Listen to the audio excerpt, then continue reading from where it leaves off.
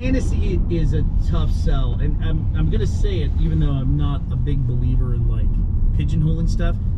The genre lit RPG. Every time there's a discussion about that, or we talk about it, it just reminds me, like the hairs on the back of my neck stand up, because it reminds me so much of how much we talked about fucking machinima at the beginning of Red versus Blue, and it's like it doesn't matter that much. You know what I mean? It's like you don't constantly say that something is animated over and over and over and over and over again. You know what I mean? Right. Well, and for something like Dungeon Crawler Carl as well, I feel like it's also shifted genres. I feel like it started very much in the hard lit RPG genre, which involves... It's a gateway. Yes, which, you know, involves like laying out like the stats and the leveling up and the game mechanics. And then it says, okay, you understand all this, you've got it, and can kind of hand wave a lot of the technical stuff after that, and then focus on the expanding story and conflict and narrative. And a lot of the game is now just framework, right, for the story that's taking place within. And I love that about it. I love that every new book that comes out in the series, it grows and becomes something even bigger. I dated a girl one time. Everything that she didn't like was a cartoon. She, like The Matrix was a cartoon. Got to a point where I learned like what classified as being a cartoon to her, and I would think she would describe Dungeon Crawler Carl as a cartoon. Probably. They had like spells and stuff. That's a cartoon. That's the way she would describe it. But it's been great to listen to it. Crazy stat I just read about the series is that every book in the Dungeon Crawler Carl series, every audiobook is now charting in the Audible top 50. And well deserved. Honestly, first of all, that's amazing that there are 7 audiobooks out currently. So for all 7 of them to be in the top 50, they're taking up a pretty high percentage of those numbers. Let me check my math. 7. That is 100%. No, I mean they're a good percentage of the 50. But they are. The frequency of DCC on the top 50 is high. Yeah, no, it is well deserved as well, because those are hands down the best produced audiobooks I've ever heard. Yeah, Sound Booth Theater does those, and it's, the narrator is the head of the company as well, Jeff Hayes, who does. I mean, just go ahead and call it every voice in the series. It's what, like 99.5% of all the voices. There's a cameo here and there, yeah. But no, he's on all the voices, and a lot of people, I feel like when you just listen to it casually, don't realize that, because that's a point of discovery for sure. Yeah, it's fantastic. So yeah. All the women too, yeah. So well deserved. Ghosts and the bugs, and everything is one dude. Yeah, it's really impressive, really impressive. And our old friend, Maud Garrett, did you see she recently moderated a panel at Comic-Con? I did, yeah. So she did a panel with, I want to say it was Dinneman and Hayes at Comic-Con, and she also, I think, talked to Andy Weir. He was on the same panel. Yeah. So that was really cool. I love to see that, and she's so enthusiastic about all that with her book club that she runs and everything, that it was like the perfect fit. If you like just the general category of nerdy kind of stuff, role-playing games, sci-fi books, fantasy books. If you're on that nerd shit, check it out. Yeah, Maud Garrett would definitely be a person. Absolutely. It's funny because let me look this up actually. This ties in well to something I saw yesterday. So we were talking about comedy yesterday, yes. And how years ago we did improv classes with the employees at Rooster Teeth. That was years ago. That was like 2010 that we did that. But they were very nervous about doing stand-up comedy. Somebody wrote, CJ Irving on the subreddit wrote, I've been doing stand-up for almost 4 years, and the first thing anyone ever tells me is, quote, oh, I could never do that, and tell me how terrifying it is, so I believe the backlash that Bernie had after trying to force people to do it. I'm getting force. Help people grow. I thought it was interesting them talking about how impressive crowd work in particular is, when I feel like the vibe I get from other comics is that crowd work is seen as, quote, easy or cheap laughs to get versus other forms of comedy. And I gotta say, I would never tell anybody that their art is easy or cheap, and also something can be easy or cheap to one person and it can still be entertaining, right? Sure. And I love a lot of the crowd work stuff. But I gotta say, I get where that sentiment comes from, because we were just talking about a panel at Comic-Con we did dozens, if not hundreds, of panels over the life of Rooster Teeth. And sometimes we'd be doing it for 5,000 people. And that's a huge commitment to entertain a giant room like that. And to me, crowd work is basically when people are afraid of that. I watched all the people that we work with do that every single time we had a panel, because the Q&A portion of a panel is basically crowd work. You're taking prompts from the audience and then making something entertaining out of it. And in fact, I get the sentiment of it being cheap, because there would be times I would show up from the booth, I'd be running the panel, and I'd be like, what are we showing at the panel? What are we doing at the panel?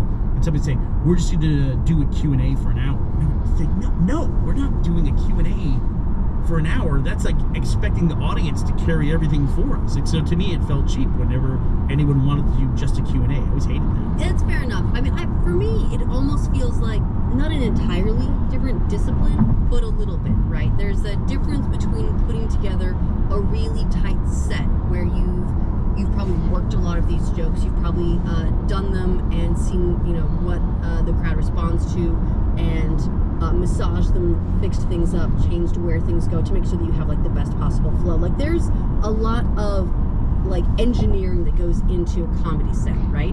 Whereas if you're doing crowd work, it's saying that I'm going to just ask this person, what do they do for a living? And I'm going to assume that I can make something funny out of them. And so I feel like they're almost like they're related. They're both involve like quick thinking and wit and, you know, holding a lens up to the world in an amusing way.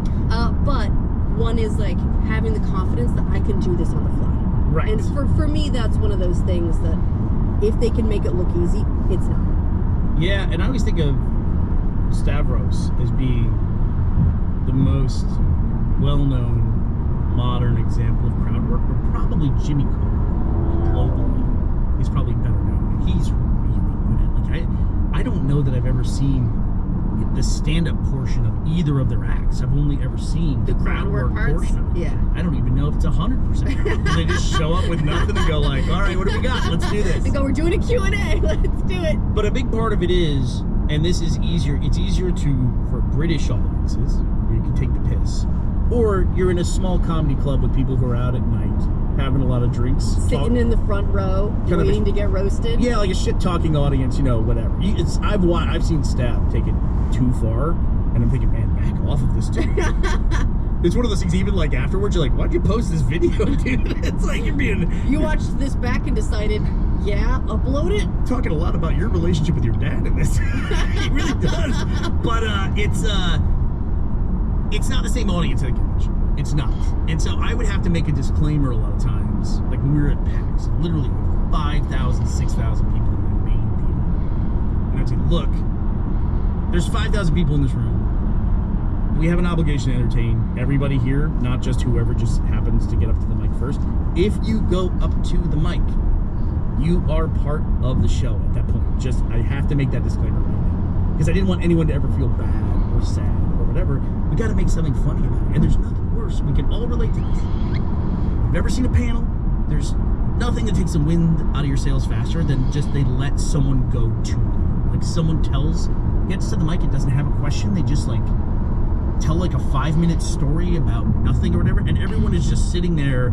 You can see the energy just draining out of the room. Yes. Not going to happen at a comedy club. No, but it's like I have a lot of sympathy with people who get up to the mic, and it's probably a lot like anyone who's seen, say, they've been watching a panel and you're talking and it's all very comfortable and everyone is having a great time, and you go, I can talk too, or you know, you see like the crowd work people, and it just seems like it's going to be easy, and then you get up there and then the mic is waiting for you and 5,000 pairs of eyes turn to pay attention.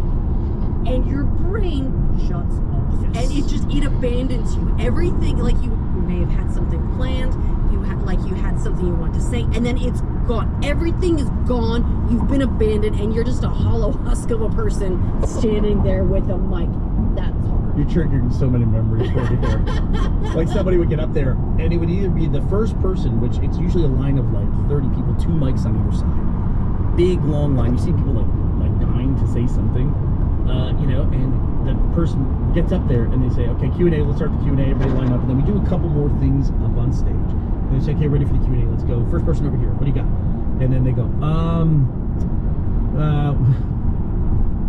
what was I going to ask? And it's like, dude, I need you to stop right I now. know, right? Exactly. And you're feeling that cork, like the drain coming out of the tub. You're watching the energy drain out of the room, and I'm like, this wasn't mandatory. Like you weren't required to come up to the mic. That wasn't necessary, you know? No, I know, but that's the thing is the intention is never to be the guy draining the energy out of the room. The intention is to like ask something witty and it's gonna be fun and I'm gonna interact. And then you're betrayed by yourself. Yeah, or they try a bit or something like that. Some of the most famous like things that the audience like berating the other members of the audience are like bits they tried at a Q&A session. But ultimately, that's great over time. Ultimately, that's great. Right. That's the kind of comedy it's not funny then, but it's funny later. Yeah, exactly. Like me falling off the Tony Hawk skateboard. It's like, that was really embarrassing and stupid. And yeah, we went and posted it anyway. Like 6 million views later. It's like, I don't know, it's man, funny. you're talking a lot about your relationship with your dad. You know, my dad never taught me how to use a skateboard. Must be really nice. Your dad sounds like a great guy. But yeah, so let me just ask you this, in wrapping up about the Q&A thing, Okay. like being cheap or not, or crowd work being cheap. Let me say, you've done a lot of panels, right? Yes. Did you ever get to the Q&A portion and thought, oh, fuck, this is going to be super hard? No. No, because then you're like, okay, we're going to answer questions. No, okay. All right, point made. Yeah. Point made. You get to that point, and it's like, oh, man. Like, if you had a choice of, I got to do 5 minutes by myself up there presenting a video and talking about a specific topic, or I got to do questions from the audience. Questions from the audience are wait. I guess that's true. I mean, it depends on like what my 5 minutes is on. Is it on Dungeon Crawler Carl? Because I can do that. Go ahead.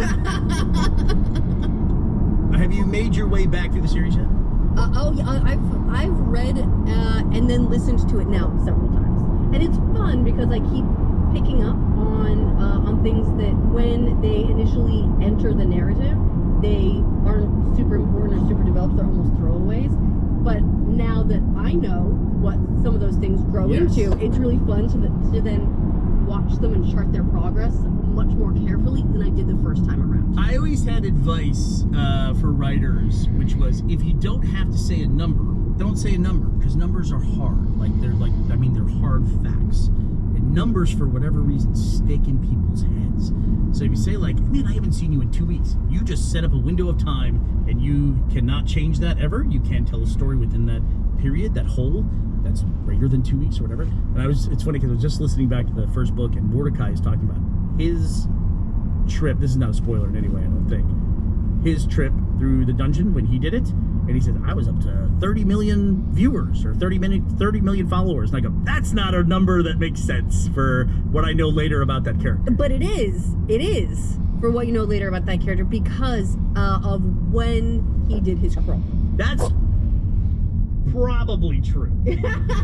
Probably. That's it. That's a good rationalization. Yeah. Also, I mean, look, in reality is you're writing something at that point in time, you have no idea exactly where it's going to go.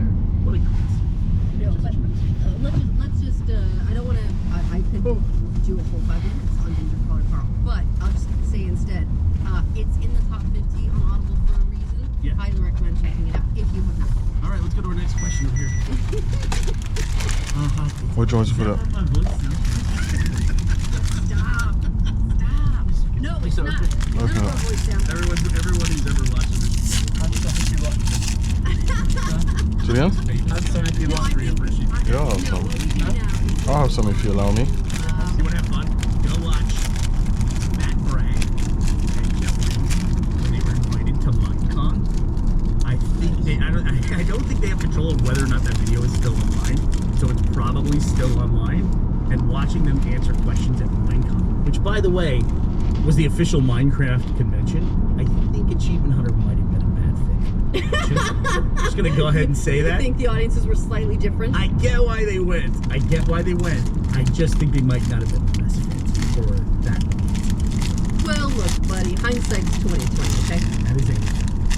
Like we talked yesterday about, you never see the comedians in the Thursday afternoon with the drunks in the small like 3-person comedy club. Go watch that. You'll get a full dose of it. Yeah, we'll play a game. How long can you make it through That's it? video?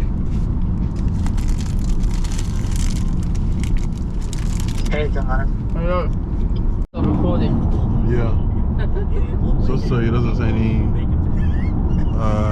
information. I think I watched 5% of it. Yeah, and I wanted to laugh. Are you recording now? Yeah. Let's record number 5-10 minutes and that's it. That couldn't sustain it. That couldn't sustain it. Speaking of spite, though, and this is also a classic Rooster Teeth topic about tech, right? What is it that possesses computer cables to tangle on their own with no interference from another human? Is it spite? Are you making fun of me? Because A little bit. I just got A little an uninterrupted power supply for my PC upstairs. We had You're some welcome. power issues. We had some power issues last week. But for some reason the PC didn't go out. Like the lights would flicker, but the PC never died. Like, it should get like a momentary nothing. It must have had enough of a, I don't know, magical energy buffer that it could make it through a blip as long as it was very minor. Right. And so I got a UPS and I went over there. You have to go under your desk. What would you say? Once every 3 months, unplug everything, straighten all the cables out so they're not tangled, and then plug them back in, and then they will just fucking tangle. Right, wait, it's not like you've plugged in anything new. Nothing. You haven't been picking up the monitor and like rotating it to make sure everything gets that like good tangle. Right. What? You're not juggling your PC tower and your monitor in your hands, right? Right, like how do they do that without any interference from a person? Are they possessed, haunted? It's like the cords took a knot tying course down at the marina to figure out how to make these knots that I could never make intentionally in my life. Like I could never make somehow an extension cord or like a outlet plug into a grappling hook that latches onto everything. It's insane. What is that? What is that phenomenon? Nothing goes on behind my desk. Nothing. Right, you never go back there. Like no one, like the cat doesn't even go back there. It's no one is touching that area. How are they doing this? How? They should stay like a in magical a force. straight line next to each other. That's it. Nothing happens. But somehow, just by virtue of being next to each other, they get complete tangle. You've been having some other tech issues as well, right? You've been having issues with your watch specifically. Well, it is getting close to the new Apple products announcement, so they might be pushing that button. But that guy who walks in, Push that like make battery bad button. I don't know if this is true or not, but in my head it's true. There's a dude who works at Apple. He's in an office. The only thing in his office is a dial. It starts at 100, and every day he turns it down a little bit. And that's all of our batteries going down as we get closer to a new one. And then when he watches whoever the CEO is these days, Tim Cook or whatever, when he announces the new phone, he goes, okay, He turns it on. yeah. For the new phones. Right, only for the new phone. They install a new dial in the office. He's got 800 dials. It's just a wall. Fuckers. And believe it or not, the wires for all of those tangle like you wouldn't believe. Did you see that video I sent you? I sent you a reel from Instagram where a kid was at a football game. Yeah, And he it was was- weird. So this kid is going around interviewing all of the kids at the school who have Apple Watches, and they're all dead. Like that guy turned all of their dials to zero. They just don't charge their watches. He goes up to every person in the video. He must go to what, like 9, 10 people? It's a lot of people. I wouldn't even think that many teenagers in high school have Apple Watches. Anyway, he goes up to everybody and goes, hey, you got an Apple Watch? They go, yeah, I love my Apple Watch. He goes, what time is it? They go, oh, I don't know, it's on charge right now. They all say the exact same thing because I never charge it. They just wear it as like an accessory, and that's why it. would you do that? I mean, It's like $400. They're not that good looking. I Right? know, It's right? like, Yeah. I mean, I wear it because I like the stuff it does. I like my big dilemma in keeping it charged is just deciding like when to charge it, because the natural time would be while you're sleeping, but I don't want to do that. I want to wear it while I'm sleeping because I love when it goes, congratulations, you got 7 hours and 46 minutes of sleep last night. Here's exactly when your deep sleep was. You woke up, you had like these 3 little wake spikes, but you were immediately back to sleep. Good on you. I love that. It's so stupid. Before we go, I have to ask a couple questions.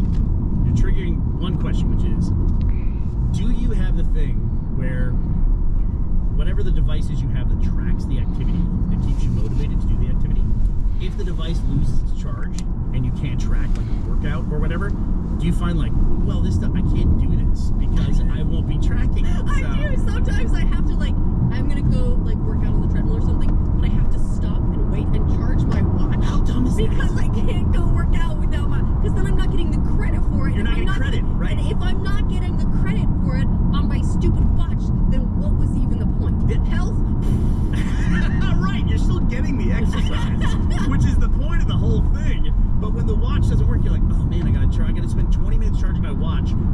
instead of working out because I need to track my work. How dumb is that? What is that? know it's like it's so stupid. Like these things, it should not matter that much, but it does because I love it when it goes good job afterwards, right? And I love like being able to have this cohesive tracking across everything that I'm doing. It's dumb and it doesn't make any sense and it doesn't make anything better. But I have to. The other question I have to ask.